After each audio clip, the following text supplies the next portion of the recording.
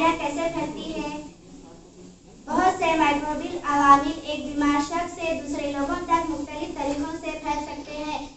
हम दूसरे अल्फाज में कह सकते हैं कि इनकी तहसील हो सकती है। लिहाजा इनकी तहसीली बीमारियों को हम अंग्रेजी में कम्युनिकेबल डिजीज कहते हैं। बीमारी पैदा करने वाले माइक्रोब हवा के जरिए भी फैल सकते हैं। उस वक्त होता है कि जब एक बीमार आदमी खांसता या छींकता हो और उन नन्ही नन्ही बूंदों के जरिए उस दौरान नाक और मुंह से निकलते हैं, जब सारे माइक्रोब्स बाहर आ जाते हैं। अगर कोई सेहतमंद आदमी पास खड़ा हो तो उन नन्ही नन्ही बूंदों को सांस के जरिए अपने अंदर लेता है। हवा के जरिए फैलने वाली इस तरह की बीमारियां जैसे आम जुकाम, निमोनिया और टीबी वगैरह है। बीमारियां पानी के जरिए भी फैल सकती है। उस वक्त होता है कि जब एक पेट की बीमारी जैसे कॉलरा के मरीज के फुजले के पीने के पानी में मिल जाए, उसे आसपास के लोग भी इस्तेमाल करते हैं। कॉलरा पैदा करने वाले जरासीम पीने के पानी के जरिए नए मेजबान के जिस्म में दाखिल हो जाएंगे और उसे भी बीमार कर देंगे। बीमारियां फैलने का अंदेशा उस मुकामात में ज्यादातर होता है जहां साफ पीने का पानी निहा नहीं होता। जैसे अमल दो इंसानों के आपसी तभी ताल्लुकात का सबसे नजदीकी अमल है। हालांकि जैसी ताल्लुकात से फैलने वाली इत्तेफाकी तभी ताल्लुकात से नहीं फैलती। इत्तेफाकी तभी ताल्लुक में शामिल है हाथ मिलाना, लपेटना या कश्ती और कोई ऐसे तरीके जैसे हम एक दूसरे के माशराती तफ्ज़ों में छूते हैं। जिनसी ताल्लुक के अलावा एड्स वायरस खून के ताल्लुक के जरिए भी फैल सकता है।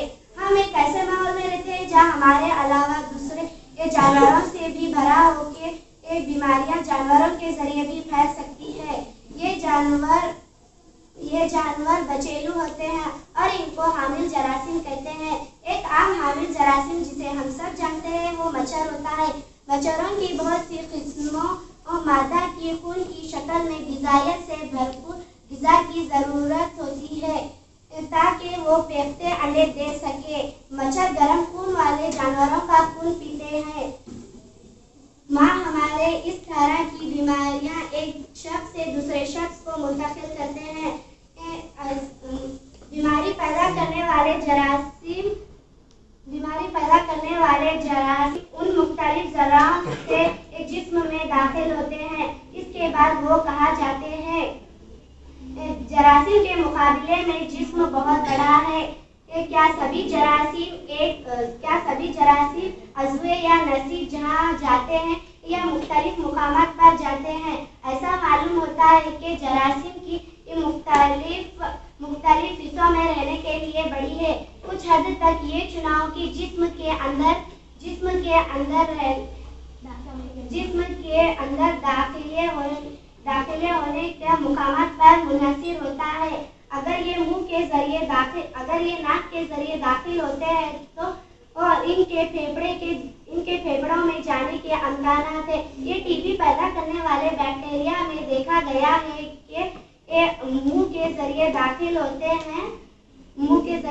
होते हैं कि वो आंतों के आसार में रख सकते हैं। जैसा कि टाइफाइड के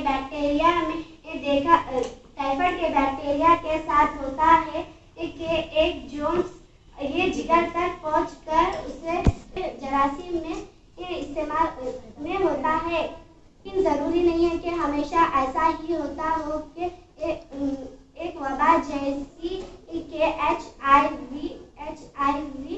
जो जिस्म के जैसी अज़्ज़ा के जरिए दाखिल होते हैं वो पूरे जिस्म के लम्फ नोड्स में फैल जाते हैं।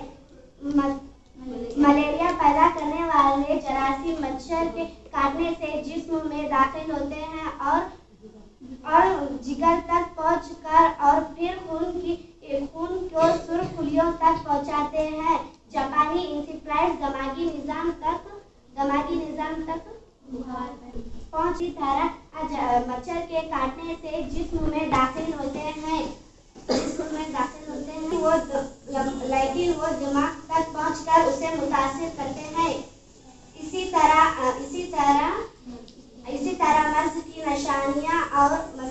निशानियाँ और अलामत उन नतीजों और पर मुनहसर होते हैं जिनको जरासीम अपना निशान बनाते हैं। ये नशाना है तो अगर फेफड़े नशाना है तो खांसी या सांस की बेतरतीबी होगी। अगर नशाना है तो जोन्स होगा और ये अगर दिमाग नशाना है तो सरदर्द, दिल पिघलाना, दूर बेहोशी से दो चार होंगे। हम अलामत के बारे में सोच सकते हैं कि नसीज या अज़्वे नशाना है तो काम क्या होगा। इनका काम क्या होगा? कुछ हालात में मर्ज की नसेज या मखसूसियत एक बज़ाहिर आम असर की सिमत ले जाती है। मिसाल के तौर पर HIV इंफेक्शन में वायरस से दिमागी बुखार तक पहुंचाता है के आमाल को बेकार कर देता है। लिहाजा HIV इंफेक्शन के असरात होते हैं। इस वजह से रोजमर्रा के होने वाले छोटे इंफेक्शन से लड़ने की सलाहियत भी खो देते हैं। से छोटा सा जुकाम निमोनिया बन जाता है। और रखना भी जरूरी है ये याद रखना भी जरूरी है कि मर्ज की शिद्दत का इजहार जिस्म में मौजूद जरासीम की तादाद बहुत कम होती है तो बीमारी के जरासीम हल्के या गैर अहम लेकिन अगर इसी जरासीम की तादाद बहुत ज्यादा है तो मर्ज इतना शदीद हो सकता है कि जो अपने जिंदगी के खतरे में आ जाए और दिमाग पहुंचाता है जो ये बताता है कि जिस्म में फैलने वाले जरासीम की तादाद कितनी है। इस मसाइल पर हम आगे बहस करेंगे। शुक्रिया।